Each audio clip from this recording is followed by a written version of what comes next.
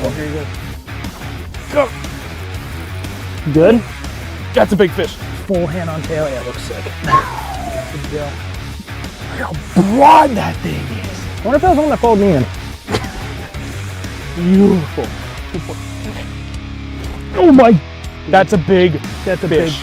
big fish, dude. Limp. That's what I've been waiting for all day. That's over 6. Felt that bite. Damn, I think low and slow is the way to go, eh, baby? First big of the year on. The thing I'm about to tie on. Get him, get him. Oh my god! Oh my god! Calm down. Come here, come here, come here, come here, come here, come here. Yeah, dude! Dude. Pounds, 11 ounces.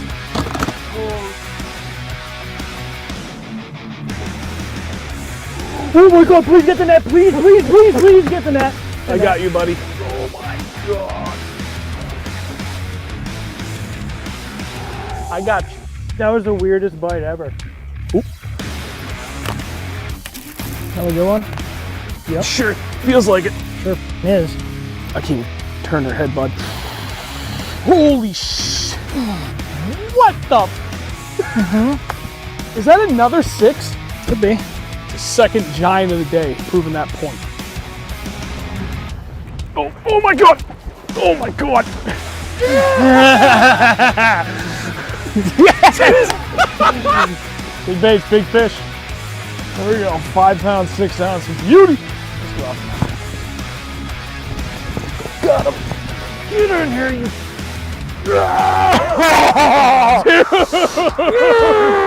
There's another 6. You!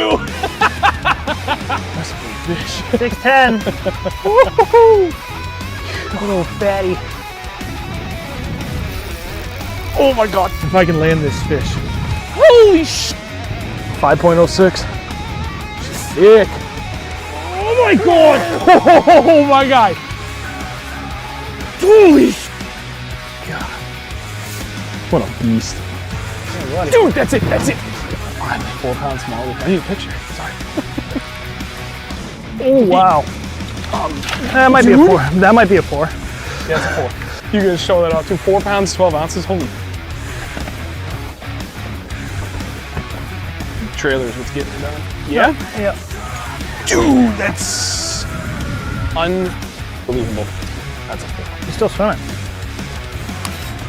There we go. That's a big fish. Thank you. Yes, sir. Yes! 414 though. Gee. Not too shabby. He's still swimming. He's still swimming. Every time. How's everybody doing tonight? We're back to normal. Almost. Andrew's at his house. He was running late with appointments and whatnot, so he was like, I'm just going to do this from my house. So I was like, that is perfectly fine. Hence the beauty of StreamYard. It makes these things so much easier. Mm-hmm. Remember when we first got started? What a nightmare it was. Oh, dude. It's bad. It was like, it might work tonight. It might not. We've come a long way, that's for sure. That is for damn sure. All right, who's in the chat? Gordy, Dogbone, Kevin, Ben, DJ, Kevin, Joe, Danny, Scott, Kevin, everybody. I think I said a couple people's names more than once, but that's all good. How is Kevin. everybody doing? Kevin. Kevin. Give this to Kevin. Kevin and Kevin. Oh, and Mark's joining in. What's up, buddy? Hey, Mark. For anybody that actually could see the stream last week, for how short it lasted before Wi-Fi just dropped off, and it was a disaster. There's no other way to put it. Mark, one of our subscribers, one of our good buddies now, he was up there doing the Candlewood fishing camp with us, and he actually was able to pop in and say hi on the stream, which was pretty cool. They had one hell of a setup in that house. Next year, we need to be up in the big house. Yes, we did. So if you guys haven't seen me in a while, so I've been kind of busy actually the last few days tying hair jigs. We'll get into that later in a little bit. So Yes, we will. We will get into that. Dropman.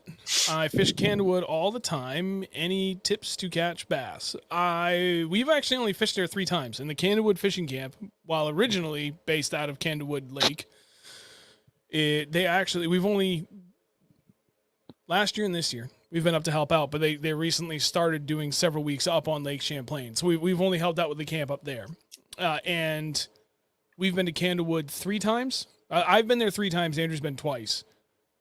2 of those times for you. I've only been once.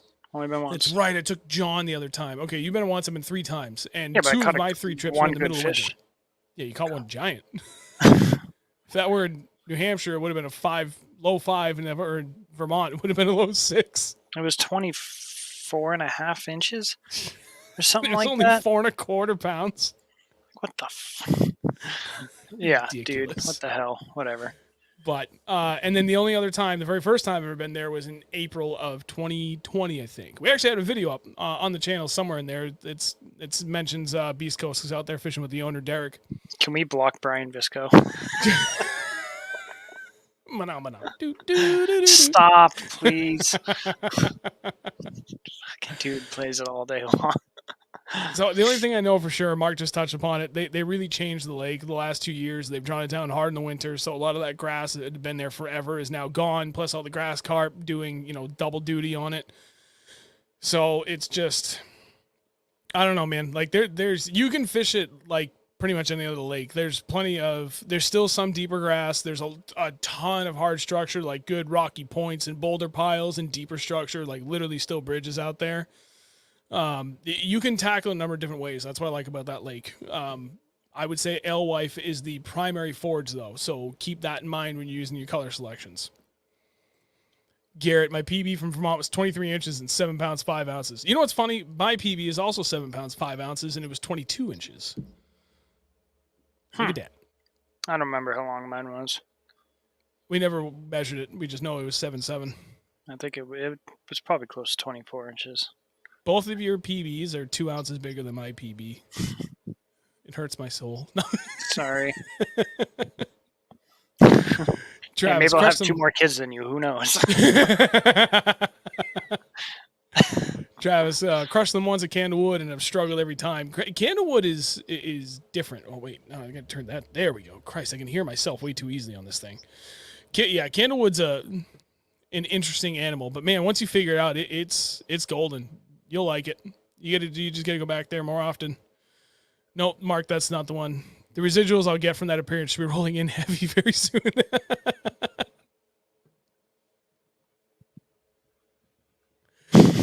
Sorry, I just read that. Let's see. Just making sure I didn't miss anything else. We're good. Who else jumped in anyway? Say hi really quick. Scott, got you. Brian. Wait, I missed. Oh, Andrew. Hey, bud. Hi. Alec, obviously. Garrett, Ben, Lizard Al, Nate, Travis, obviously. Already shouted out him. Oh, where are you guys going? Oh, when are you boys going to Cayuga? I don't know. That's a great question. When are you going to bring me? Right? Let's take your boat. We might be going fishing Sunday with him, and then we have a barbecue to go to. Nice. And Mr. Oh my God, I can't think his name. Can I say his name? Go for it. Matt Becker. Matt Becker. MLF Angler of the Year and final stop winner. He will. I think he's going to be there. He should be there. I just got a missed phone call. Whatever. It's okay. I think it was actually car dealership. Well, anyway, whatever. Oh, yeah, you get that sorted out. Mm-hmm. Yeah, if we go out, I tell you what, I can go out Saturday. Let's elaborate on that in a second. But my original plan was to go boat shopping Saturday, and I made a phone call today to start getting those wheels in motion. And unfortunately, for the first time in many, many years, both sales guys, the owner and the one service guy, are not working this Saturday. So they're like, "How about next Saturday?" I'm like, "Yep, sure, that works." So, yeah. We're gonna. I can take my boat out Saturday and just troll with it. I will elaborate on what happened with the motor shortly here, but talking to the service guy down there at Reynolds, I told him everything had happened, and he asked a few more questions. He was like, "It sounds like you had it trimmed up like really high, and you just overheated it because it wasn't getting enough water running through it." And he's like, everything else, there's no other smoking guns he told me about. And obviously, they still have to look at it to make absolutely sure. But it sounds like I may have dodged a pretty significantly expensive bullet on this. Because it sounds like it. Because when I fired it back up after like we did the weigh-in, it was sat there shut off for like 10 to 15 minutes.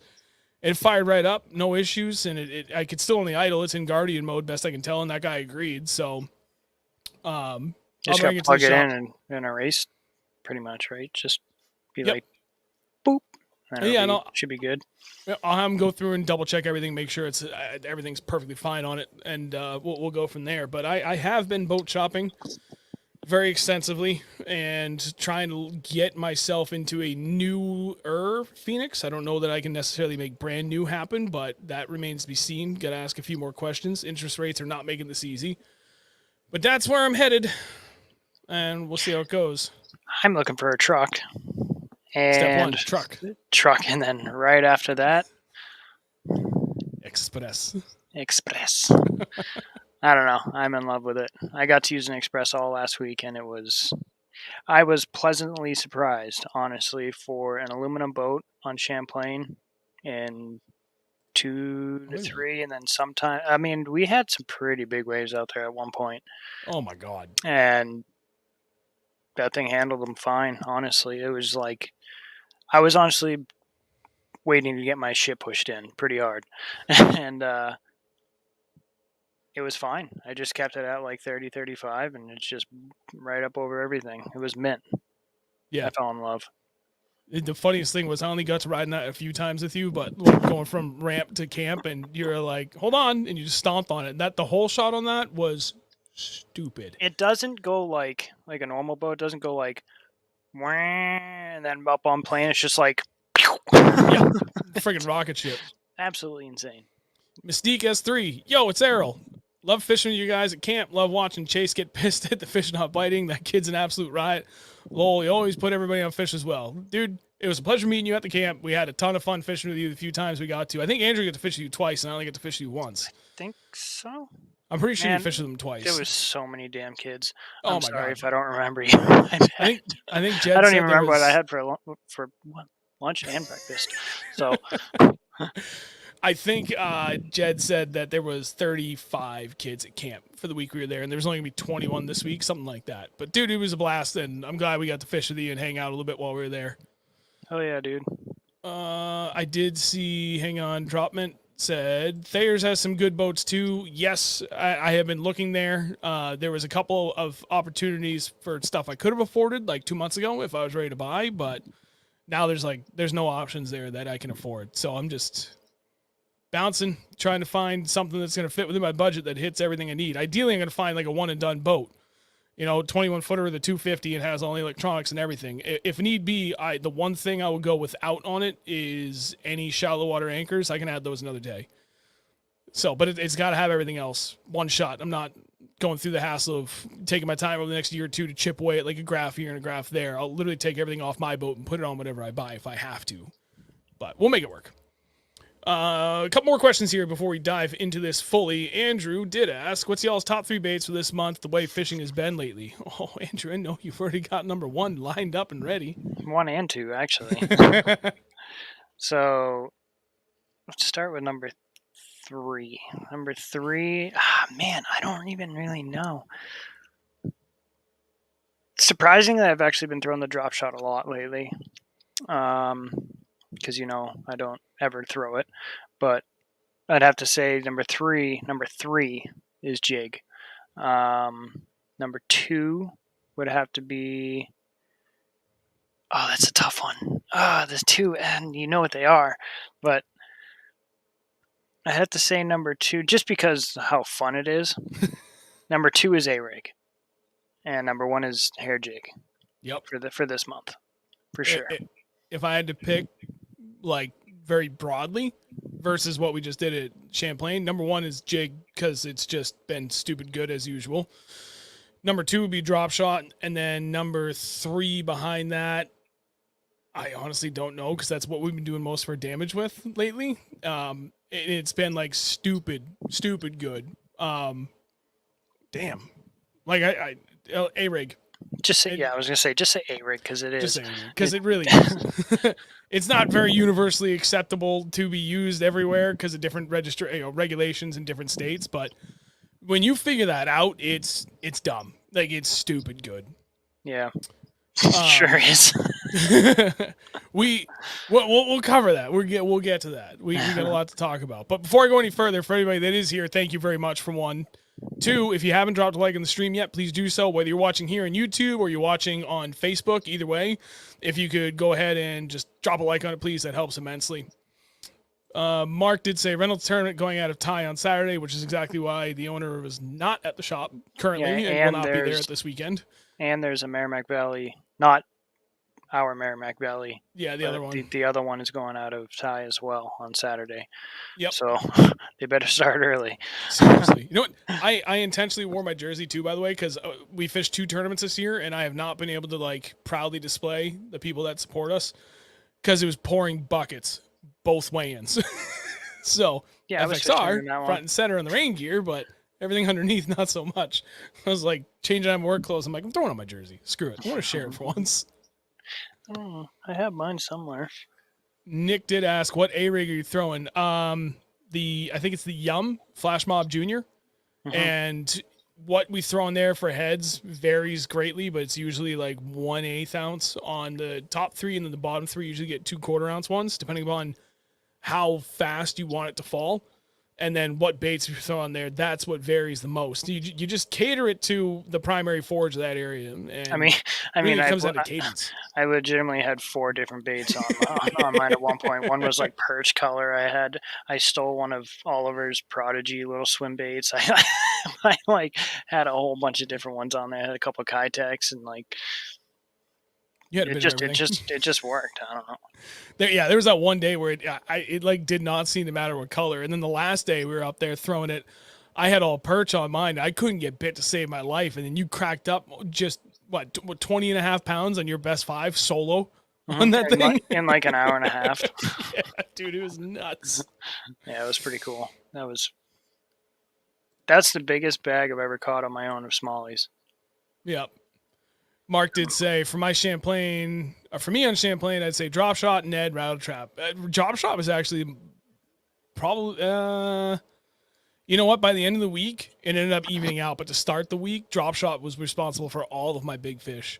And then all of a sudden, the sniper started taking over, and then the Alabama rig came in and it was like, hold up, what about me? And then the jig took over to end the week. Yeah, but I had the most fun on the hair jig, and that was. Yo, dude. You guys should have heard him. I wish we could have recorded that whole time because he was just like over the moon happy. He's like dragged, screaming, rods double over. He's like, this is so much fun. I love this. Like, it was cool because like I've seen people fishing before and I've never done it myself. I think I may have thrown it once no, that was you. You threw it on the Connecticut River and you caught and I got one. Yeah. I got one tiny smallie. Yep. And I caught in December. And I caught one on the A-rig that day as well. I think that was my first fish on the A-rig.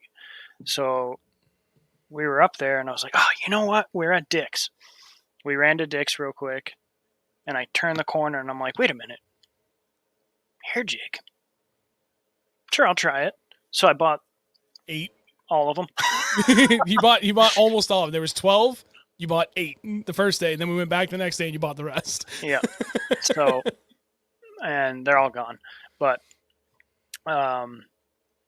yeah, I just started fishing it, just kind of like letting it fall and like kind of popping it, just like a couple feet off the bottom and letting it fall again. I got 1/4 ounce ones and I got 1/16 ounce ones, but where we were fishing, there was a lot of current. And the 1/16, it was just like, it wasn't going to work for where the fish were set up and everything. And so I kept with the 1/4 ounce, and I should just pin this one out while you're talking about it. I caught a 4.5 or 4 1/4 smallmouth on it, and then I got a 4.1 largie on it, and I hooked into something much bigger. And then I hooked into something much bigger, and I couldn't get those two in. But the one that actually really hooked, like, was ripping drag. Like, if that would have stayed on, it probably would have spooled me. So, but That was probably a monster walleye. I think it was, dude. I really think it was like a 15 and 20 pound walleye. The thing was, it was going, and it wasn't stopping. And that's a spot. That's why we went up there, because that's where me and my co-angler caught walleye during the tournament, the BFL. Yep, and I got one as well, and we ended up cooking it. It's delicious. Oh my god. I want it more. Well, you know what's funny is Riley posted up a story today of like a nice walleye that they cooked up. But I messaged her. I was like, I'm so fucking jealous right now. Dude, we should see if they could send us some. I wonder if they could do that. Dude, I'll drive up Saturday. I can just take my kids and go on a little adventure. Meet them on the southern end. They're gonna come this way anyway, kinda. So on the way up, he had the BFL to fish, and I left. Did I leave after work on Friday? You did, yeah. You came up late Friday. I did. So I met up with Oliver and Riley the next morning, Saturday morning, and we went to go say bye to all the kids that were there from the previous week. And then Oliver and Riley were going to go out and do errands and go food shopping or do whatever they wanted to go do out on the town. So Oliver's like, you can take my boat for the day. I'm like, are you serious? Like, no, that's not, I can't do that. And then he's like, nope, it's yours. So I was like, well, I'm not really going to go far. He's like, boat's yours for the day. Just go. Have fun. Yep. So I was like, yay. So if you're going to ever buy a Vexus, do it. It's so nice. Oh my God. He let me drive it for that short distance when we were fishing over near the gut. And I was like, oh my God, this is too much. And then like the next time we had to move somewhere, he was like, go ahead. I'm like, no, I'm done. I can't drive this anymore. It's too nice. Oh man. I needed to have like a day by myself fishing, and to be able to do it on his boat on Champlain, It was just like, oh, this is amazing. This is so nice. Yep. It was so good. Such a good. And then I got poured on, and I didn't even care. It was awesome. So Nate asked, how are you fishing the hair jig, dead stick or slow roll? And then Travis Rocket also asked, any trailer on the hair jig, which I can answer the second question, no trailer. But so for Nate's question, what were you doing with that? So I was doing a few things. I cast it up. So we were fishing a lot of current. So I'd be casting it way up current as far as I could, let it sink down, hit bottom. And then I'd kind of pop it up and kind of let it kind of go towards me with the current, but also kind of let it touch bottom. And then every once in a while I'd lift up and have it like kind of shoot up, and then it would fall back down real slow and shoot up. I do that a couple times. And then one of the times, I definitely could. It was the first fish I caught on it. Bombed up in the current, let it hit bottom, and I reeled real fast, like 4 or 5 cranks, and then let line out so it would just fall down kind of with the current, and so it would just free fall. And I clicked the bail shut real fast, open it up, and then I lifted up and it was a fish on. I was like, oh, that's pretty sick, because I'm pretty sure I saw Seth Fighter doing that. He was just cranking the shit out of it and letting it fall. I did not slow roll it at all across the bottom much. I tried it once or twice, a couple casts. Didn't really have any luck on it. I mean, I'm sure if I would have spent more time doing it, I probably would have caught one on it, but I just fished it kind of like a jig, but just a little different, I guess. Just more slowly, like kind of feeling like making it like float, kind of like, whoa. I mean, I legitimately have like hooks on, like I have so many, and I have one tied up right here that I'm actually about to work on. If you can see, there's one right here. Oh, your name in the stream is right in the way, so you can't see it. Oh, is it? Yeah. Well, here. I got one right here. There you go. It's a little 1/4 ounce net head, and I actually kind of like that it has the tie on it. The screw lock on it, because the way that I can tie it, it kind of like poofs it out a little bit. Somewhat. Here. I have a bunch tied up. I mean, I got. Oh, Yeah, this you can one. see that. I wonder if I can you see it? blow you up a little bit. Hands are a bit dirty from work, but oh, hey, There you go. there you go. There's one. I was like, I know how to do this. Give me a second. There's one on that one. I mean, I got some bigger like quarter ounce Kitech heads. I got them in black and yellow, like chartreuse. So just finished tying this one right before the stream. Little brown one. I got a black and gold. I've just been going crazy with these things, and I have one that's 3/8, which obviously I'm just gonna fish on the bottom, but I'm gonna fill this 3700 up here probably either tonight or tomorrow.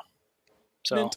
I'm having a lot of fun tying them. It's a lot of fun, and maybe if I could sell a couple eventually. I'm probably not going to for a while, but whoa.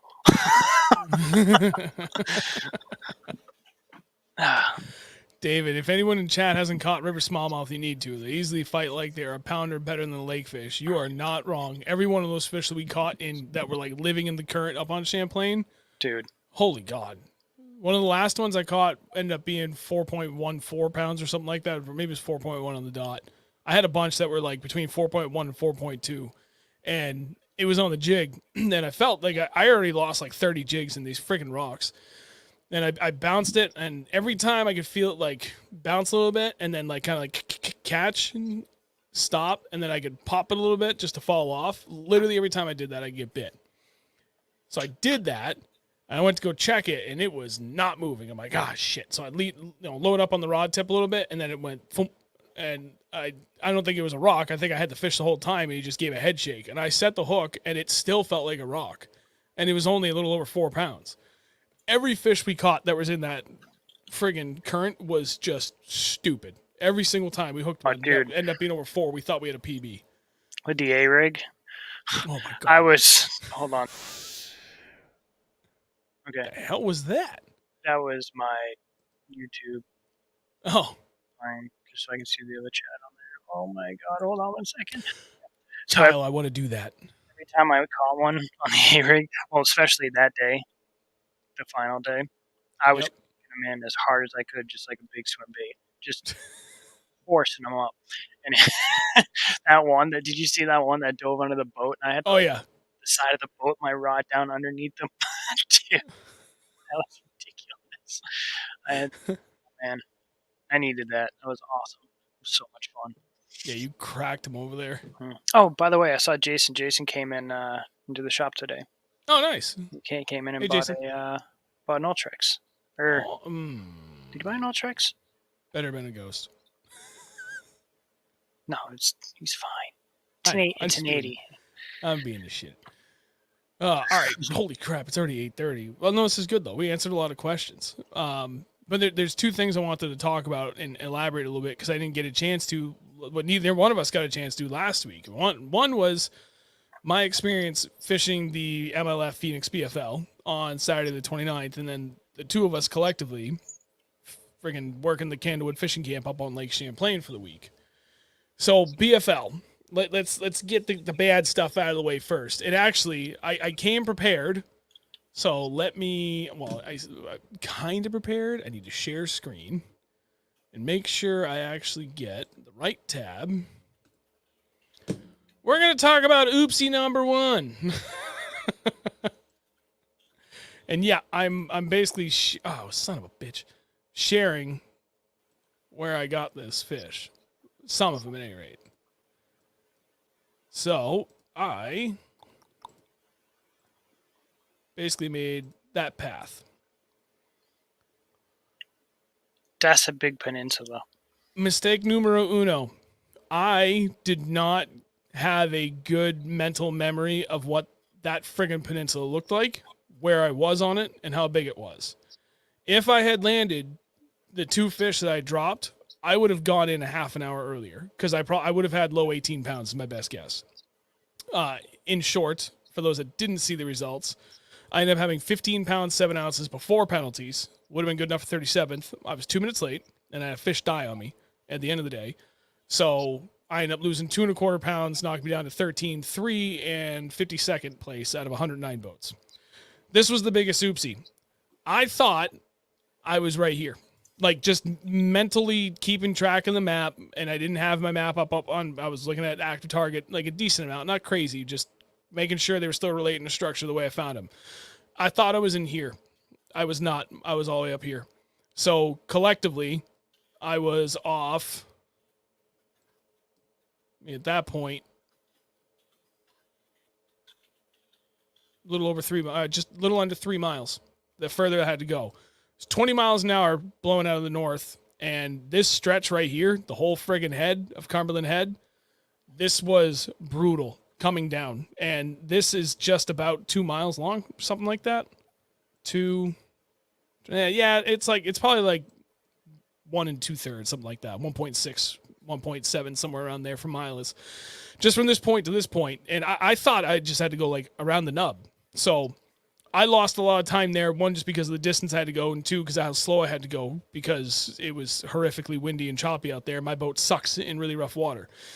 And then, let's see, right about actually here was where the check-in boat was. My boat died right here. And I watched the video back the other night. I didn't have video. I still had my mic going. My boat basically shut off from overheating, best guess. And it took, it was like a minute and 35 seconds before I could actually start driving again. And I still had like a quarter mile to go before I could even get to the check-in boat. Now, at that point, my boat had gone into Guardian mode, found out after the fact. And I couldn't get above an idle. So between those mistakes, that cost me 2 pounds. If even with the dead fish penalty, I still would have finished 38th, which would have been pretty dope, but not bad for out of 109 boats. But that was the biggest single mistake that I made this entire time, was I screwed that up big time. I was literally miles off of where mentally I thought I was, on this body of water. Well, it happens really easily there. Like, you start fishing an area and then you move up a little bit, fish an area, and then you move up more, and then you move out, and then you move back out more, and then you move up, and then by the time you know it, you're 10 miles off of where you where you started. Yep. I did that the first day when I was out there by myself. I was in an area and I was like, okay, well, I'll go around this island. Okay, well, let me go hit that point real quick. By the time I know it, I was like, oh my God, dude, I'm almost in Canada. Yeah. So that was like really, I just covered the two of the three things that sucked the most about that tournament. I made a mistake, and my boat decided to shit the bed on me a quarter mile from check-in. And that, more than anything, is what made me late. If that hadn't happened, I may have been there like 30 seconds after check-in. I think it would have counted as being on time. I don't know. Doesn't matter. Shit happens. Mistakes were made. Lessons were learned. And then the last thing was, I did not fish clean. I dumped a tank smallie, not that far from the boat. Got a good look at it. She came up, jumped and danced for me. That sucked. And then I dropped another one not too far from the boat. It was probably like 3.5 pounds. So collectively between those two, I think it would have pushed me pretty close to 18 pounds. So I would have been knocking on the door of 10th place for it. But I don't count that because I never even had it. It's not like I had the fish at the boat and they jumped out of the net.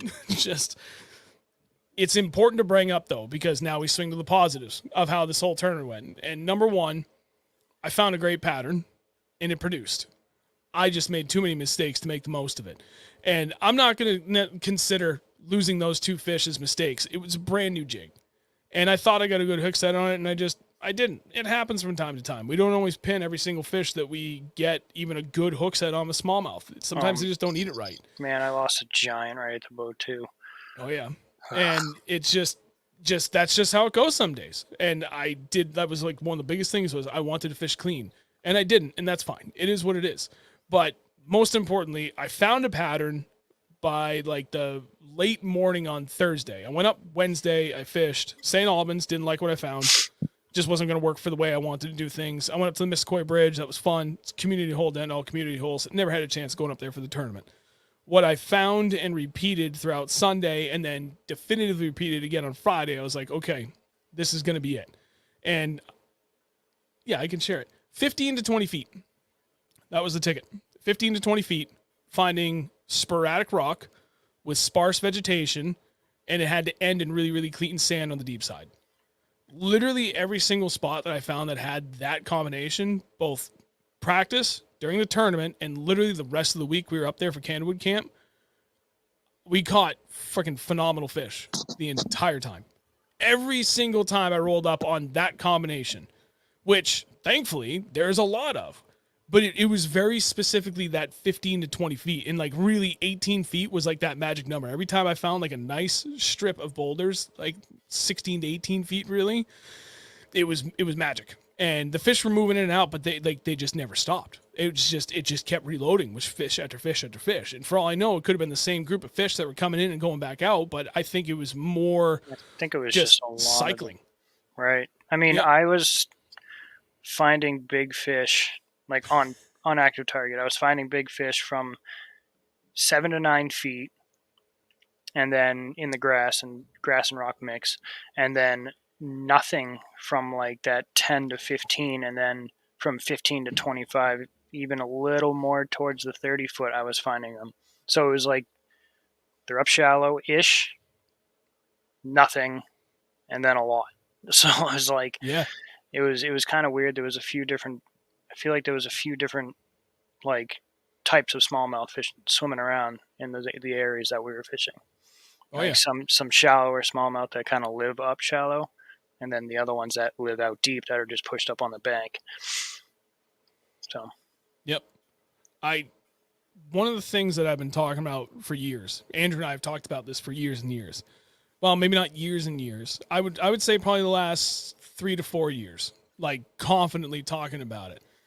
And we got to a point where we're both like, if we could go to a random body of water for a tournament, don't care what size, and nobody could touch it for a month leading up to it, I'd bet against myself every time. Because one of the things that we are exceptionally good at, and I can say this with extreme confidence, is the both of us, especially, oh my God, the two of us together, it's kind of scary, but even us individually, we can figure out a pattern fast. We're really, really good at that. And I've always been curious, like, okay, well, what if we actually had multiple days to scout for a tournament, especially on a big body of water? Like, how much would that change what the results would be?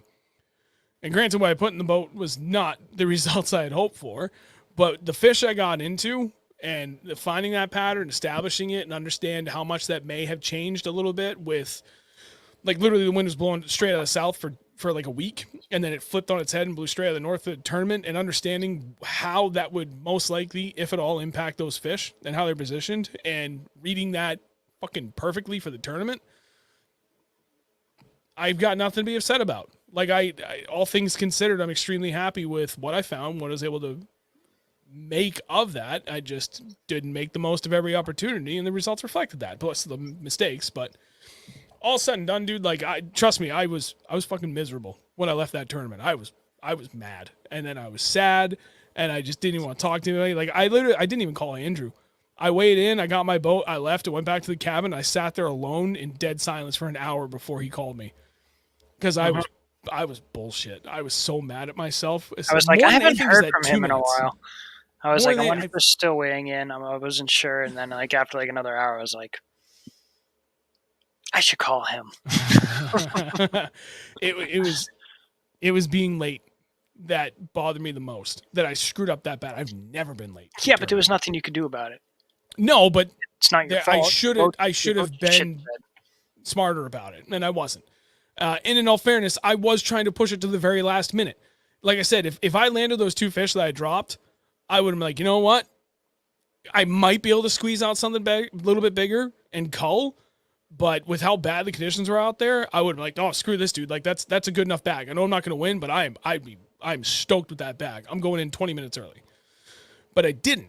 And I knew I only had, I really thought I only had like between 14 and 15. I didn't think I had over 15. And I was like, I'm pushing this to the last minute, to the last friggin' second.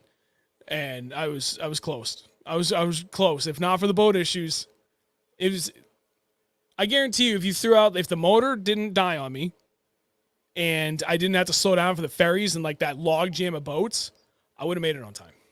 But I'm nervous about even saying that because I don't want people to think like, oh my God, I had it in the bag and everything fucked me, because that's not the case. It's like I'm thinking about this in a very positive reflection at this point where it's like, oh yeah, like, yeah, that shit happens and I messed up and that's okay. I own up to it.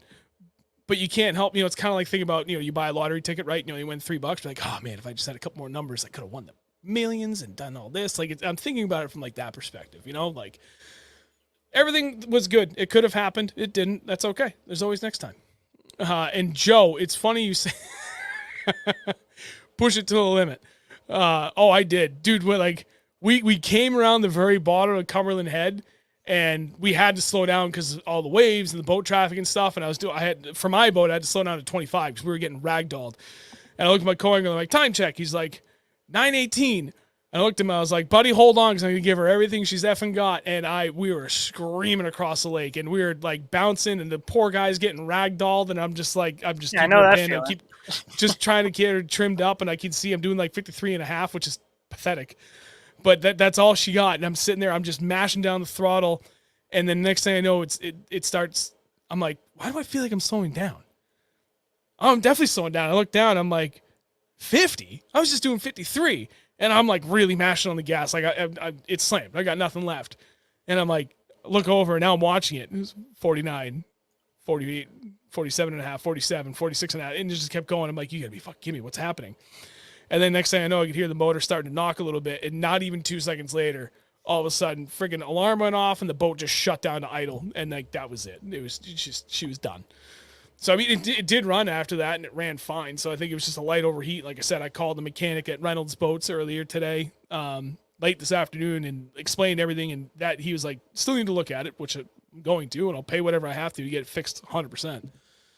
And he was like, that's most likely the culprit. Because I even checked the oil the next day, and it was perfect. There was nothing wrong with it. But yeah, no, it was good, man. There was, again, a lot of lessons learned, but I'm happy with what I found. I'm happy with the pattern I put together. It held up. And honestly, my favorite thing about it was I ended up catching one fish on the drop shot, which was quickly called out because of a little squeaker. I caught all my fish on one rod until the last 5 minutes of the day. And it was my new Douglas 715F from the X Matrix series, 7.1 medium heavy fast, with a 1/2 ounce open water sniper and MB Sexy Melon with a little rage craw. I literally caught all of my keepers on that setup until literally 5 minutes left. I caught another fish. I ended up culling up like a 1/2 pound, and that was on the baby dozer. So, but it was green pumpkin. So it was basically the same thing. Just like open water sniper setup to my baby dozer setup. Everything the same except just a slightly bigger profile. And that worked out pretty good. Yep, Alex, I gave her all the corn. No, the pisser wasn't clogged. So what the guy said was it was likely that I was just beating on it too hard for too long it trimmed up too much, and it wasn't getting enough water in. So it wasn't pissing through enough, and it just overheated a little bit. It's like starving your motor of coolant. Yeah. But he didn't sound overly concerned. But again, I'll get it looked at, and we'll go from there. So it's all good. The most important thing is like I had already, my plan all this year was to buy another boat in October. That is still the plan. My wife and I have been talking extensively about this. Like there was an initial agreement, which is still pretty much the agreement on what my max budget would be. There might be some massaging here with some potential opportunities I'm trying to explore. And I don't know, it depends on the model. I'll settle for a 20-footer. And I say settle. It really won't be that big of a deal. I don't think. But ideally, I'm going to hold out, even if it means I have to wait until spring. I'll hold out, and I want to get a 21-footer. My dream boat right now is a Phoenix 21 PHX. Because if I can get that and it's as close to new as possible, I'm done. That's my forever boat. I really don't have to go buy another boat for a very, very long time. Then why settle for a 20? Huh? Then why settle for a 20 right now when you can wait because till spring and have your right boat now, for the rest of your life? The price difference between the price difference alone between 20s and 21s is significant, and it's bad. But then, especially when you look at, like, if I go to a 721, I'm finding plenty of options to those, but I don't want to go back to 2-stroke. So the moment if I'm only looking at a Phoenix 721 with a show on the back, that dramatically decreases the number of options out there. And if I go with something newer, then the moment I go to a 21 footer, even if it's just a 721, then the price just skyrockets. It's insane. And especially if it's got the new Mercury 4-stroke on it, then it's like, I kind of don't think I have a prayer in hell making it happen. Because the biggest pain in the ass thing is they just increased interest rates again across the goddamn board. And when I was last doing all this math, it was based off 7.2% was the best I found. And my credit score is like 810, so I'm not concerned about that. And that still sucks because last year I was looking at like 6.2% or 5.6. I forget what it was. And just going from that to the 7.2 is a lot. But now the lowest I can find on a brand new boat is 8%. And on a used boat is 8.5%. And that like, I figured it out. For a $40,000 loan on a boat at whatever, I think it was like 6.5. No, it was lower than that. I think it was 6.2% last year. And it was like kind of like middle of the summer last year, 6.2% for a $40,000 loan would have been like, fine, I can do that all day long. It's well within my budget. Now, to do that same loan at the current 8.5%, it adds like, I forget, I think it's close to an extra $100 a month on my monthly payment. And then never mind how many thousands of cumulative interest. So like it sucks. And there's ways I can work around that a year down the road, but I still got to pay this obscene price for the next year. And I'm having a really, really hard time with that.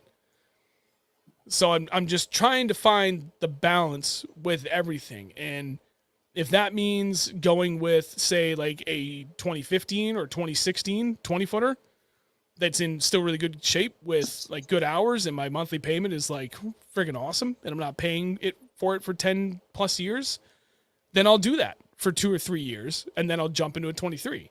Because if we're going from what I have now to like a 20 PHX with a 250 on the back, that everything I have read and talked to about guys about, and especially the guy I talked to today at Anglersport Marine out in Missouri, that 920 PHX will run damn near identical to the 721.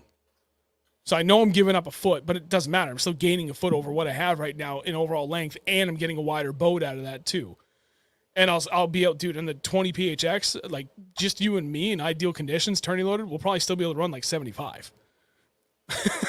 And as the guy put it, we'd be able to probably run like low 60s in 2 to 3 foot chop, and I could do it one-handed while eating a sandwich with the other hand. Yeah, well, me and DJ did it pitch black with 1 to 2 footers, 73. Yeah.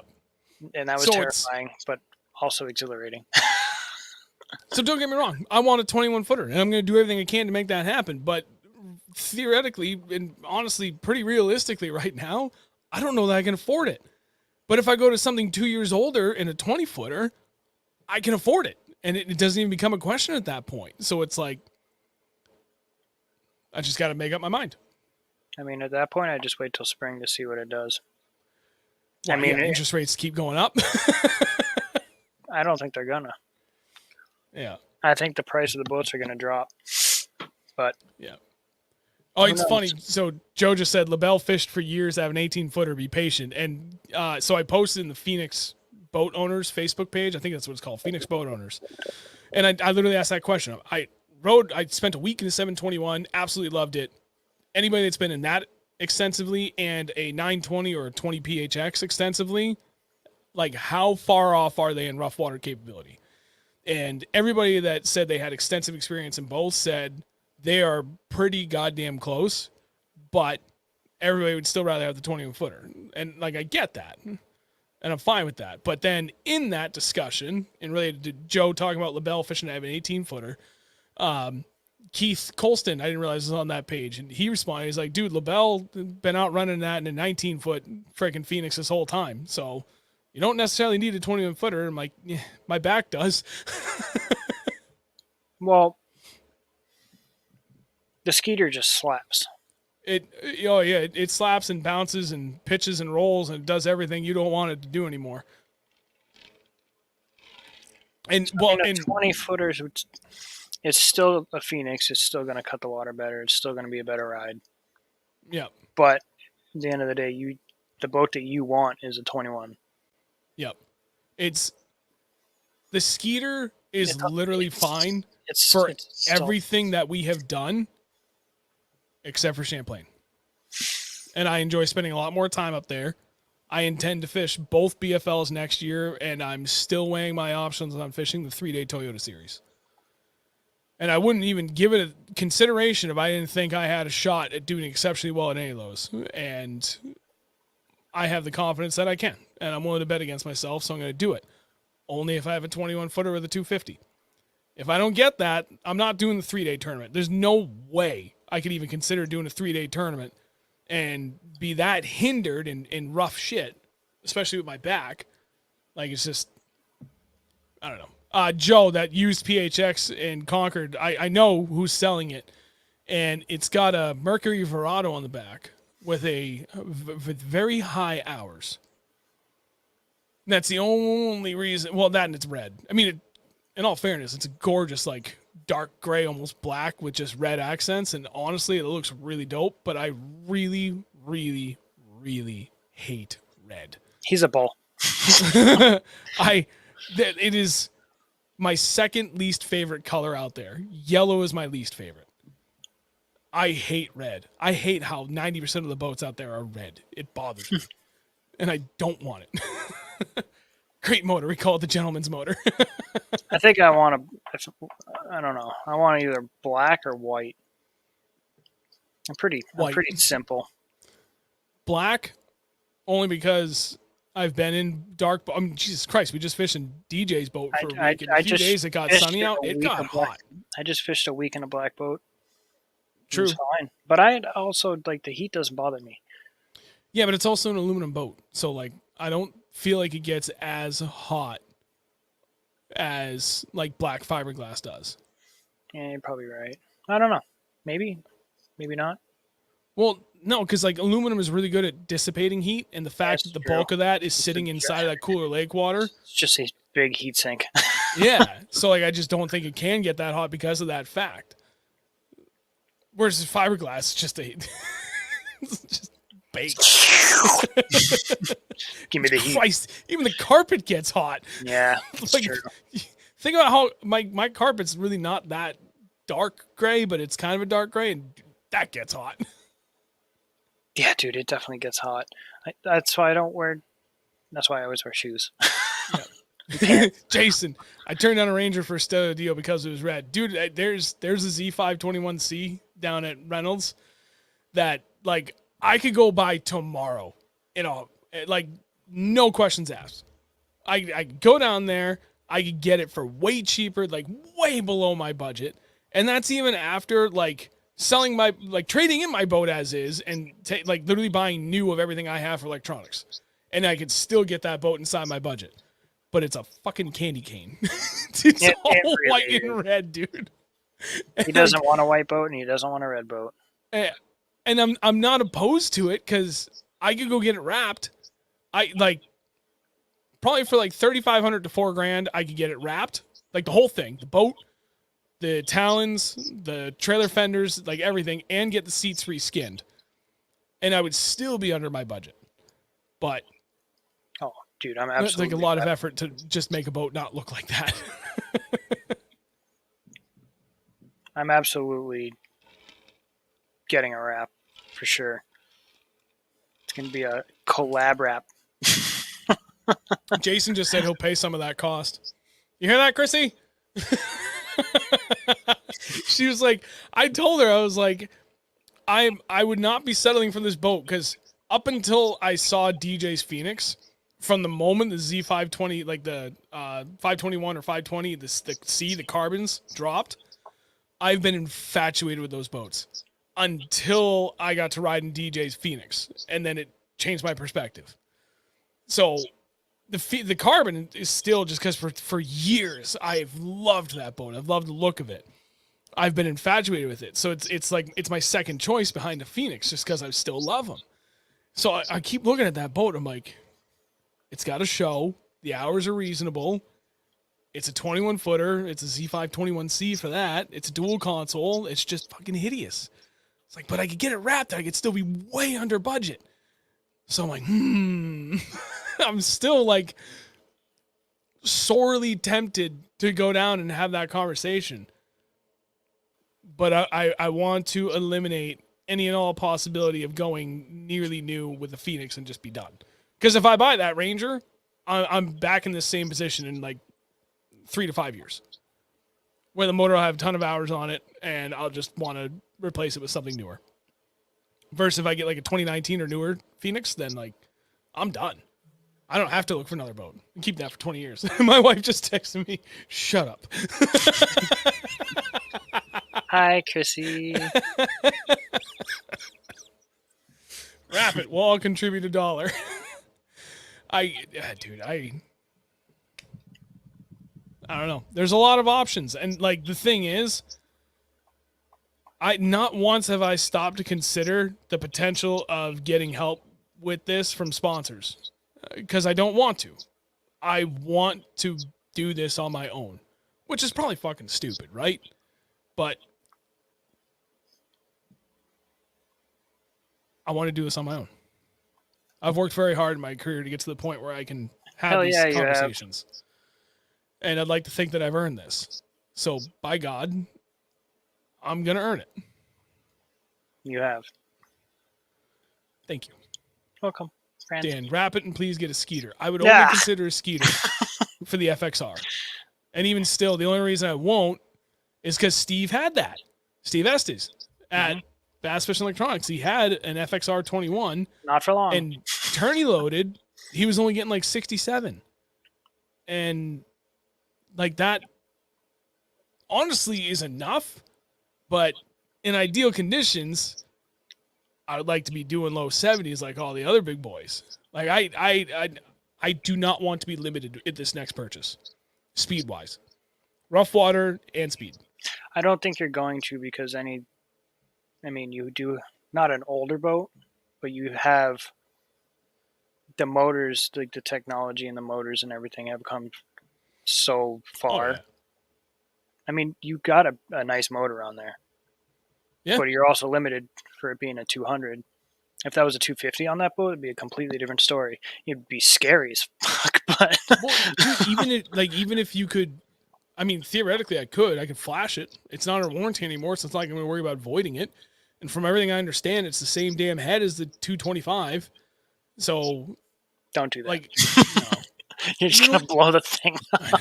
This is so great. Like that boat with like even an extra 15 horsepower would make a significant difference. Now, tourney loaded, we're pushing like probably 60 to 63 and somewhere in that window. Probably closer to 60 for only an extra 15 horse. But knocking on the door of 60, the way it's currently running. But you can't do that. No, I don't think. I'm not sure what you could do to get like squeeze out even an extra 20 horse. You just turbo it.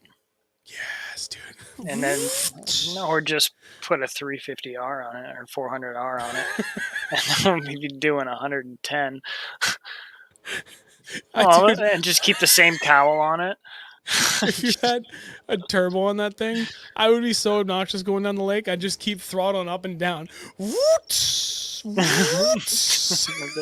Just hear a blow off valve across the lake all day. Just like you hit the gas, is on a boat, and you just dude, we could probably hit like a $110. Yeah, probably. We'd die. I think we'd flip over by the time it hit 85. You've seen the race boats do flips? That'd be us. Yeah. And the dude skipping would be me. Mark, I should call you to bend your ear on your FX20. I know you can get low to mid 70s in those FX20s, but I really want a 21. If I were to stick with like a Skeeter ZXR20 or an FXR20, holy shit, I go buy one of those tomorrow. There's hundreds of those. They're everywhere. I can find them very, very easily. I could even probably find one of those FX20 LEs, that the limited edition with like the basically Mark's boat that we saw up there, but instead of orange accents, they're all blue. They're like, and I think they're like kind of a sky blue. Like even the power poles match. It's a sick boat. No, I really like it. It's definitely a bright blue, but I really, really like it. But You it's got gotta be a 21. options. It's gotta be a 21. You got options. Yeah. You got time. I did see Joe. Bass Cats are fun. Made it to Crown Point from Plattsburgh in 38 minutes last month. Good Christ, my guy. I'm just not a fan of them. No, they're hideous. I used to think consoles. they're really sick, and then all of a sudden I was just like, one day I was like, God, they're ugly. I like everything about those boats until I look at the consoles, and then it ruins the rest of the boat for me. They look like they're straight out of the 80s. It's like watching a really hot chick that like then pulls out a cigarette, and it's like, Or her boyfriend shows up or something. You and Please I be a have different concerns. Please be a sister. Please be a sister. Please be a sister. Please be Andrew's sister. Please. Fuck me. Every time. Damn it. That goes back 20 years. Bullets are fast. Bullets are What's the other stupid. one? Not Allison. Allison. That's what it is. I saw one of those at the tournament because I went out to the dock to take pictures of everyone or most of everybody. And there was one sitting up in the it was docked in a slip. It was pretty sick. It was I think it was an older one though, a couple of years old. Dude, Joey Balls. How about an express? Joey Balls. Joey Balls. Dude, blazer. I love those blazers. Our buddy Sean Miller has a blazer, and I love it, but they're like, I can't afford them. I haven't been able to find one that's even been remotely close in my budget.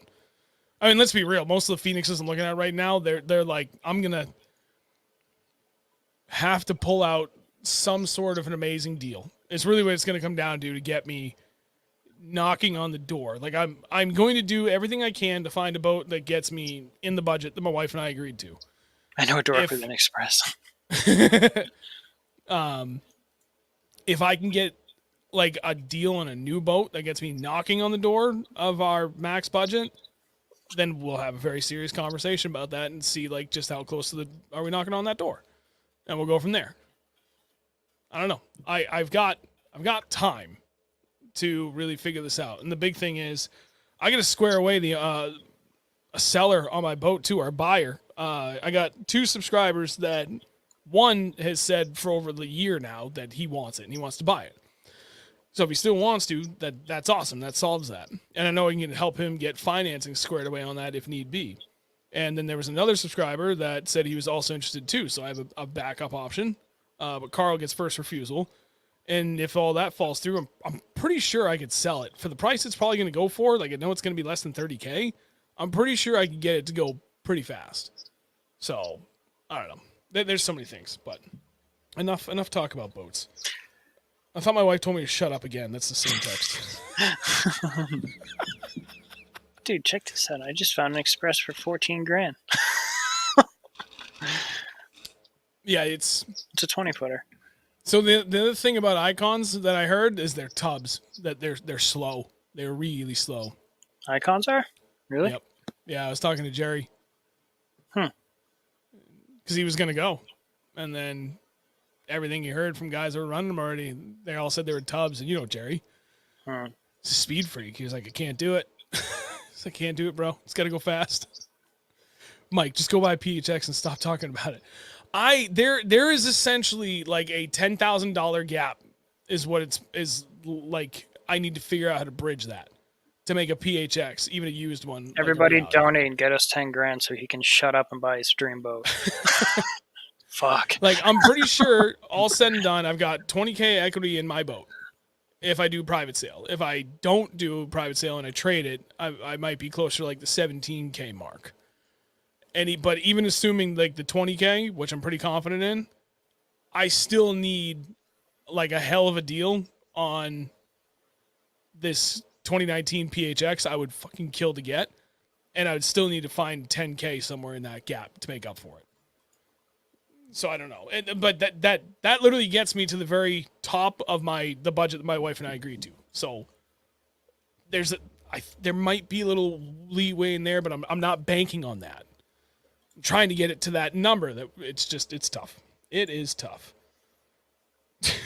She did text me again. Shut up, you're boring me. Let's talk about the Candlewood camp. Candlewood camp was fun. Kids are great. Fishing was awesome. Long days.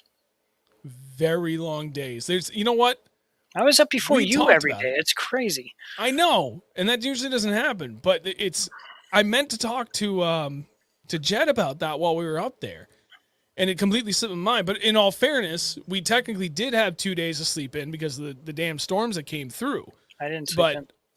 Right, neither one of us did because we didn't know until the morning of that. Like, okay, we're not going out early. But that was the suggestion I wanted to bring to him. That so for the camp, we take the kids out 7:30-ish till about 12:30-ish, and then take them back out from 5:30 till 8:15-ish. A little bit earlier in the season, you push that to 8:30, but the mosquitoes up there were insane. And as soon as 8:30 hit, with the amount of dark we were getting up there at that point, you had to be inside. It was bad. So, the suggestion I wanted to bring was, it'd be cool if, on Wednesday, everybody sleeps in, we take the kids out, maybe have, kind of a bigger-ish, but kind of later breakfast, say at, 9. So, theoretically, most people could probably sleep until 8:30, all get together for breakfast, and then take them out from 10 to 6.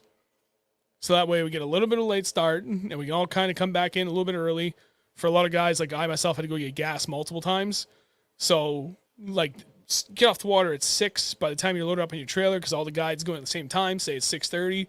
Not a problem. It's 15 minutes down the road to the gas station, grocery store, get all your stuff, come back, eat. By the time you're done, it's only 8:30, and then hour or whatever you need to wind down, pass out, and you essentially get a nice late start in the morning, get a good night's sleep, and then you're not killing yourself till the end of the night that night too, and right in the middle of the week. And so you hit it hard Monday, Tuesday, and you're friggin' refreshed and ready to rock for Thursday, Friday. It's the only thing I would change for the timing. But that's just my suggestion. I just wanted to be fishing from sun up to sundown. we did. I know. 3 days of the week. I know. That place we went, oh my God, for food with Oliver and Riley when we went to lunch. Oh, the Naked Turtle. Yeah, that place was good. It was pretty good. I forgot. Oh, you got the fish and chips, right? Yes, sir. I got the fish sandwich, and it was actually very good. The coleslaw was very, very good. It was different. It was really. The mosquitoes at the ramp were like mini vampires once the sun went down. Oh, question from Ryan. How do you get involved with Candlewood? So actually, Joey was the one that brought us up to Jed. I guess, as I understand it, at some point, Jed brought the question of, we need more guys. And Joey knew us from the channel, and we're friends on Facebook and stuff, and he was like, hey, you should reach out to these guys, Sean and Andrew, and see if they're interested. So that happened last year. We were only able to make it for 3 days, but we enjoyed it, and then he called us back at the beginning of the series, if you guys are interested, I'll take you as much time as you can get. And the same offer was presented at the end of the camp when we were there last weekend. But we can only do the 1 week this week. But I enjoyed it, and I'll do it again next year. I'll do it again next year, too, for sure. I had a lot of fun doing it for a full week. It was nice to get out in the water and just get the kids on fish. It was I had one kid that was almost started crying because he had caught his PB. And it wasn't huge or anything. It was probably 3 pounds, but still, he was so excited, and he was tearing up and shaking, and you all know that feeling. You get to see some kid do it, and you put him on that fish. It's yes, it's the coolest thing ever. So I'm excited to experience that again. Yep. So I know DJ said he was interested in doing it, and Ryan, if you're interested, let me know, and I'll relay that to Jed, because he's usually always looking for guys, and especially at your boat, Ryan, you'd have a blast with those kids up there. You'd have plenty of room. Mm-hmm. Yes, Kevin, it was out of Plattsburgh. Owen, do you know what weeks you will do next year? No, I don't. If I had time, I would love to do 2 weeks up there, but I think he was talking about potentially doing 4 weeks up there next year. Oh, Jesus. I can't take a month off of work. I can only take 1 week. That's all I got. I'll have to wait and see what he drops to the schedule. That's all I can handle. Well, I would do 2 weeks if like I go up for a week, come home for a week, go up for a week. But I would need another week's vacation from work in order to pull that off. Because I can't take that much time away from my family. Right. And not be able to give back just as much. You know what I mean? Like I have just enough right now that we did this week, plus week and a half for me because I did the tournament too. And, we did the long weekend up at Champlain. We did the long weekend for Plunder Bay. We've got that one last long weekend for the Berkshire Bass Fall Classic. And, that's it. All the rest of my time I put to the family for my vacation time. So I can't take more from that away from them. If I gain another week of vacation from work, though, yeah, could probably do that. Only for reasons. So I have a week of vacation reasons. now. Sorry. Which is sick because Steve was like, yeah, you can have a week vacation. Do you want to use it to pay for the week that you were gone? I was like, nope. I'm going to Florida for a week. Hell yeah. Meet up with Jerry. Yeah. So I don't know. We'll figure it out. But, oh, yeah, you're going to be able to fish with him. Bastardo. When are you going? I don't know yet. But end of the year, probably like November, December or something, or maybe even January? Nah, not January because it restarts at January. So I'll probably go like November, maybe the last week of December, just so I can go down for Christmas again. Oh, there you go. That could be cool. But well, at any rate, so the rest of Candlewood camp, it was good. I can't pretend it wasn't trying a few times. There would always be a few individuals that, just like life, it doesn't matter what age they are. Certain personalities do not mesh. And mine and one individual's did not mesh. And I struggled with it. I'm not going to lie. I'm not going to sugarcoat it and pretend like everything was perfect the whole time because I definitely struggled a couple of times. But outside of that, the rest of the week was great.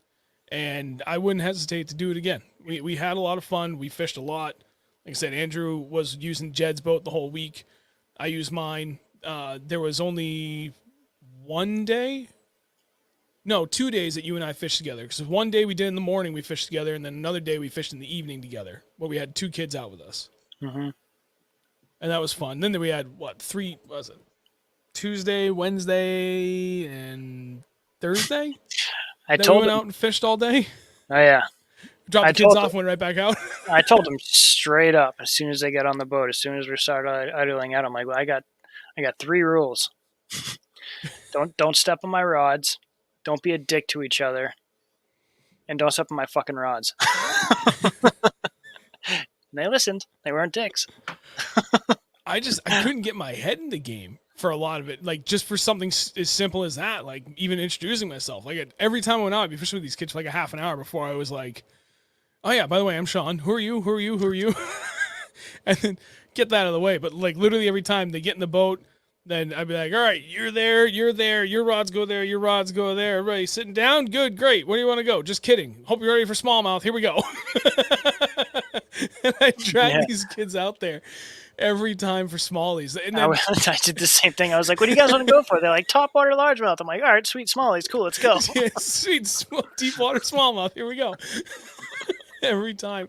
And there was a couple of times where I was like, all right, we'll go out and try for shallow largemouth. I literally didn't have anything for shallow water largemouth spots up there. And if the wind cooperated, I had a couple that I could have gotten to way on the other side of the inland sea. But other than that, I had nothing. So we did try it once, and then that was the end of that attempt. And every time we had to pick up kids, on the shore, I was like, Jed, give me kids that want smallmouth. Who wants to go deep for smallies? And there's always a couple kids. We do.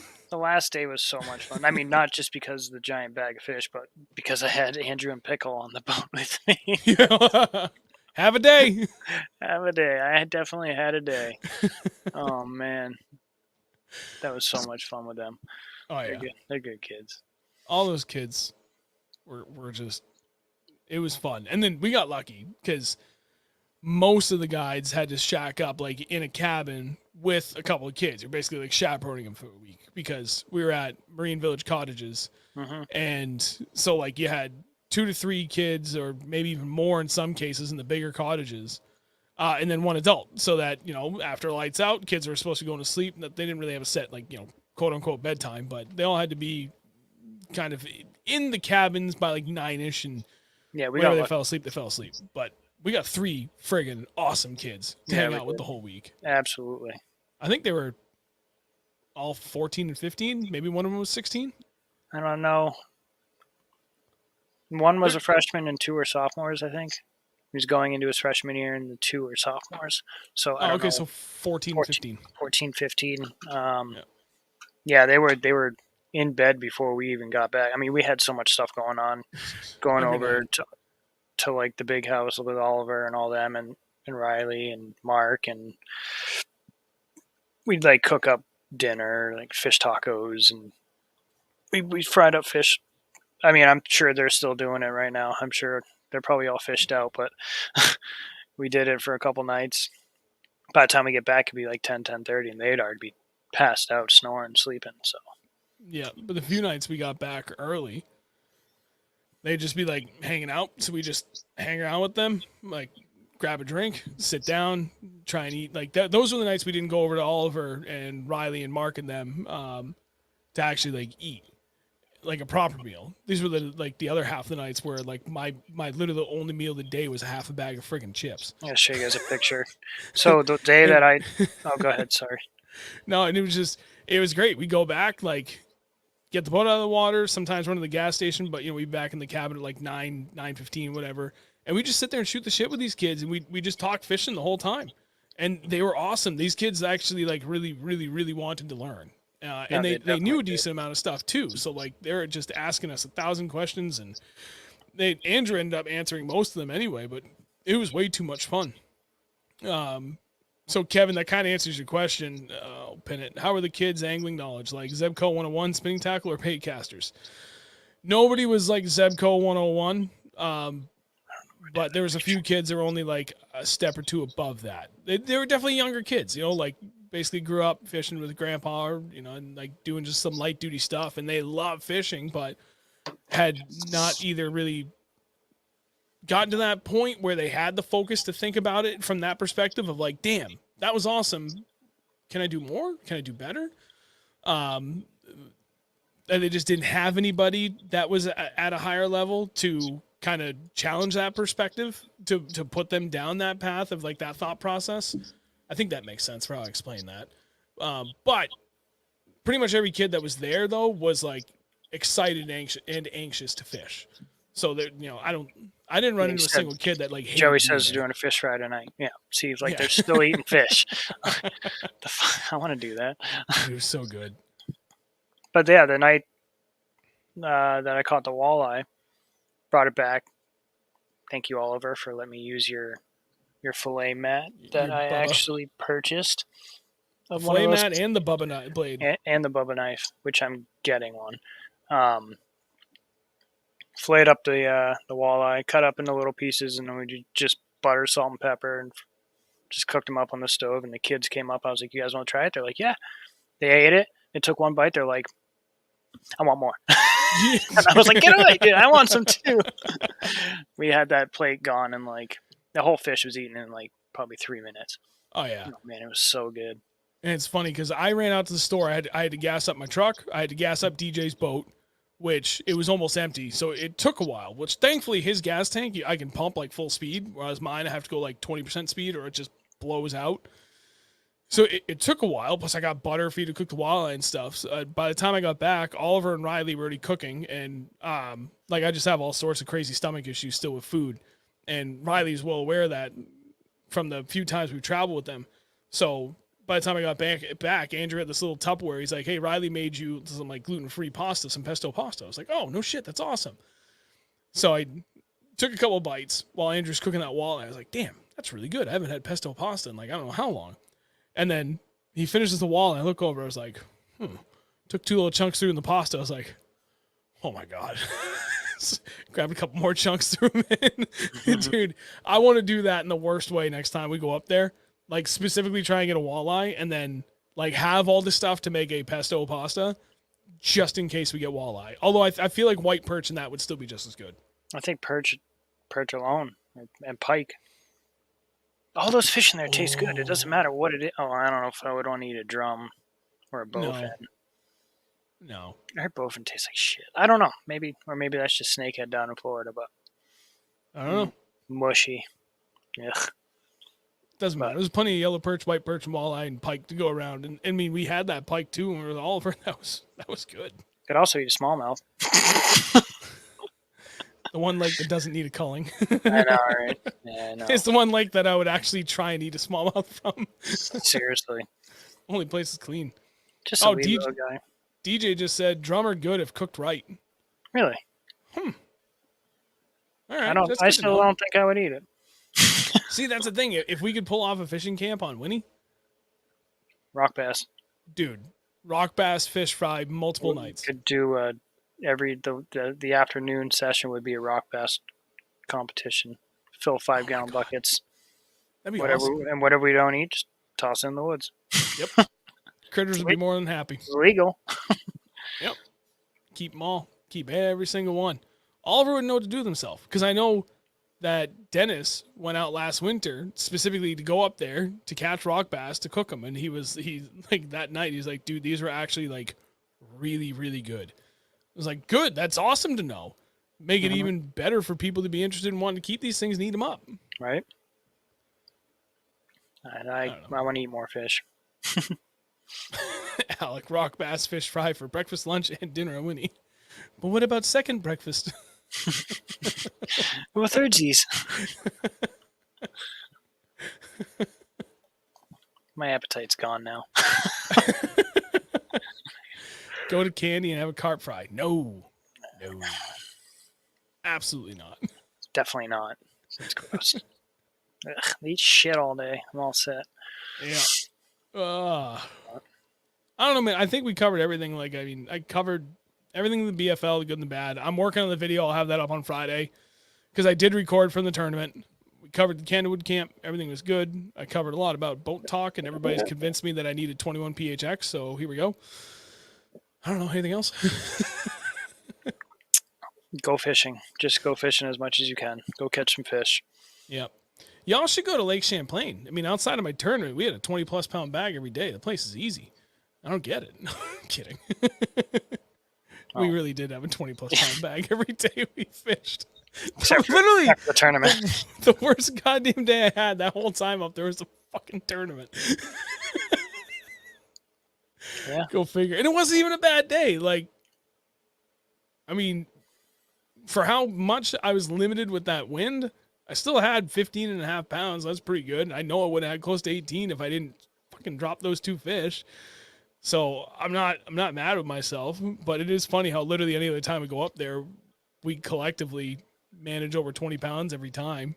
And then solo, usually with our best 5 each, we're still close to we just catch a shit ton of 4s. And then usually one or each of us gets a nice heavy 4 that kind of helps really set that collective bag we do together really well off. But then you throw out, you just look at what you and I catch separately. It's we both have 20 pounds almost every time we go up there. It's cool. It's a lot of fun. Oh, Joe, what's next for derbies? I think the only one, unless Andrew thinks otherwise, is the Berkshire Fall Classic in October. I want to do a Merrimack Valley one. So unfortunately, the only ones I have left are on Saturdays. So I don't know if I'll be able to pull any of those off. I mean, if you can jump in with somebody else, go for it. But I don't think I can. The only other one I was thinking about doing, Alec, what are you doing? Was that, oh, dude, you'd be awesome to fish with him. I'll drop dicks all over your boat. The only other tournament I was thinking about doing, which you and I had talked about, was the Mike Mack Smallmouth Open on Winnie, the first Sunday of October. I hate that lake. I know, but there wouldn't be any boat traffic. The only boat traffic would be us for the tournament. True. And I know Might that not lake. Be that bad, actually. I know it really well for that time of the year because I've been up there the last 4 years for the high school kids coaching. So I've been fishing the hell out of that lake at that time of the year. And every year I go up there, I find the fish in the same goddamn areas. It's because where they live, in the water. Yeah. Oh, thank you, Joe. I forgot about that. Back Bay. They do an open every year on Newfound. We haven't been there in a while. No, we haven't. Figure it out. They'll all be in the same spot. I would rather do that than the Mike Mack Open, just because I like Newfound better than. You know what? That Back Bay one may end up having like 20 to 25 boats, maybe. It's not a bad little derby. No, and it's a big buy-in. I think it's like $350 per boat. Jesus, more than BFL. Yeah, but it's good pay. Like it pays out really, really well. You get inside like top 5, pretty sure you make your money back. Cool. It'll be fun. Let's do it. Yeah. Ryan said you should jump in the Douglas Open on Oneida in September. I'm not going out there that far to pay that much money. Come pick me up and I'll do it with you. For a lake that I'm not going to pay that much money for a lake I've never fished. And a big lake at that. And I'm not doing it in my boat. That's too big of a lake. Well, I have to wait and see. That was the other one where I was thinking about, DJ, was the Berkshire 2-day out of St. Alban in September, but same deal. I'm not doing any more big tournaments this year out of my boat. The Berkshire Fall Classic's not a big deal because neither one of those lakes are too big. No. If I'm still on my Skeeter for that, not a problem. Mm-hmm. Newfound, not a problem. Winnie, could be a problem. Oneida, big problem. Definitely a problem. Lake Champlain again? Nope. I'm not doing it. Well, depends on where we are, though. Well, I mean, you could literally just stay in St. Albans, unless the wind's blowing right into it, in which case, if it's blowing into it that bad that even St. Albans is a joke, then nobody's getting on the water. It'll be bad. But I'm out of rum and Coke. So, Berkshire is the only definitive one. Oh, I'll dude. have to figure out what day that Newfound Open is. Because I think if it's a Saturday, it might be a tough sell. My wife always works Saturdays. Ryan, Hopefully I we do literally Sunday. work right next to the airport, pretty much. Yeah, 5 minutes from it. Yeah. And it's 35 minutes to work, 40 minutes to work. It's not bad. Yep. So, pretty close to an airport. Very close. Go fish Oneida. Go out with him. You guys have a blast. I'll do it. He's It'll be like fun. literally fishing the same boat that TJ has. Oh, yeah. Oh yeah, he's got the barge. I forgot about that. Well, Damn. 240 round trip. what, Spirit? Hard no. I'll fly Spirit, dude. I don't give a shit if we go down and be like, wee! Like, the greatest last roller coaster ever. You wouldn't need to fly out there. You can make that drive. Nah, From here to Oneida, I'd fly. It's easier. it's only like a 6-hour drive. I'd fly and Actually- get there in 2 hours. Wait. Oneida. Is Oneida the one that's east-west, or is that Cayuga? No, Oneida is the one east-west, and Cayuga is part of the Finger Lakes, correct? I think so. I I don't could know. literally just open a map right in front of me, but I'm too lazy. If it's Oneida, dude, you can make it to the west, the easternmost point of that in like, I think it was like 4.5 hours. Well, now I'm curious.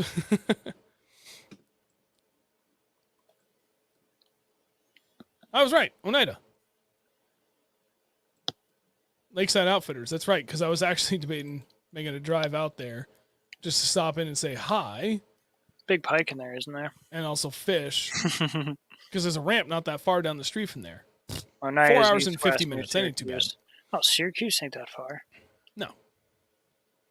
How far is it from here? 4 hours and 50 minutes from here to the eastern side of Oneida. I'll fly. 253 miles. I'll just get there in an hour. It's 45 minutes. hold on.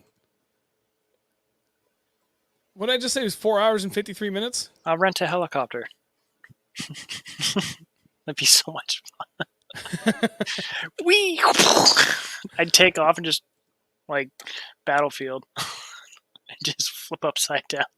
Dude, it's only 20 minutes further drive than you just did up to friggin' Plattsburgh. Yeah, now I need brakes. Well, for me. For me.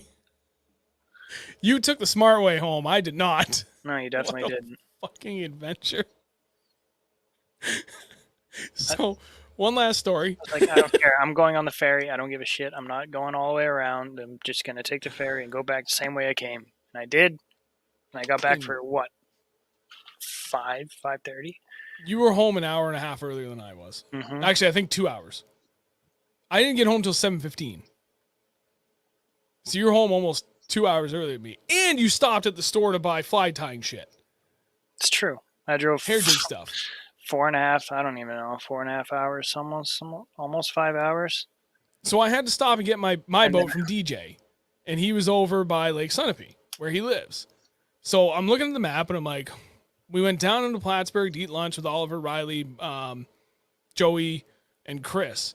And before, like, I was looking at it, I was like, well, if I just truck straight down south and cross over the bridge in Port Henry, I take back roads, that'll dump me right off on, 89 near Lebanon and straight down to friggin' Sunapee. Easy peasy. That's when an engineer really kicks your ass. But it was only 7 minutes longer drive time and only 20 miles further than if I went with you and took the ferry. So I with the ferry being so expensive, I'm like, well, that's a no-brainer. I'll save $25 doing that. So that's the way I went. And I texted our buddy TJ, Vermont Stady out there, and I checked everywhere I could online because I know there was a bunch of bad flooding the way I was going to go. 0 notifications that any of these roads were closed. Nothing. I'm like, awesome. So I get into friggin' Middlebury, and I start driving up those goddamn mountains, and I get halfway up, and there's a sign. Road closed. I forget what route it was, 123 or whatever. Hanover. I'm like, no, that can't be. I'm like, I'm pretty sure, no. I think I'll be okay. And only like, I'm like a good ways up the road now. And only like 2 more miles up the road, boom, right in front of me, road closed. I had the most miserable time turning my boat around halfway up that fucking mountain. And I ended up it was almost half an hour back to the main road to pick up Route 7 to come down and pick up Route 4. So all said and done, it cost me almost 2 hours extra driving because they unexpectedly and without announcing it anywhere online, closed that goddamn road going over Middlebury. Apparently they got heavy rains so mad. that like early morning or the night before I made the drive. And it washed out a part of the road again, so they had to close. Like I drove through some gnarly shit where it was down to 1 lane because of everything that had been washed out. I was livid. Like I said, what time did we leave? Like 1:45, and I didn't get home till 7:15. Yeah, I got back and I was like, I really hope that store's open. So I drove all the way. I drove past my house, went straight to the fly fishing store and bought all this stuff so I can start tying hair jigs. I got home and I just started tying hair jigs. Unreal. Yeah. All right. Before everybody leaves, you're still here and you're watching. Obviously, 1, thank you. 2, drop a like on the stream if you're watching either here on YouTube or on Facebook. Either way, it helps us a ton. So greatly appreciate it for everybody that could do that for us before you go. Other than that, again, thank you all for watching tonight. We're glad we can be back, both the two of us together again and like in a normal setting with good, internet connection, so nothing was getting lost. Right. And good audio quality, the whole 9 yards. I'll get this up on Spotify pretty fast here for anybody that tuned in really late because I know a lot of people appreciate that, and we'll go from there. Other than that, thank you, Andrew. You guys should go follow my new Instagram. I started a photography page, which about last week. Did I do it up there? I think I just randomly started doing it while I was up there. I think you did it before we left. Maybe I did. I don't know. But it's A_K_ photography 51. I don't remember. I'm retarded. It is. Mark, I'm really interested about where this place is. Yeah, A_K_ photography 51. Go follow me. Do it because I want to kind of grow that thing. I so I can take pictures. But anyway, we will see you guys next week, every Wednesday, 8 p.m. Eastern Time at youtube.com/Reel Nothern Bass. And that's it. It's been a while. Good job. Adios. Have a good night, everybody.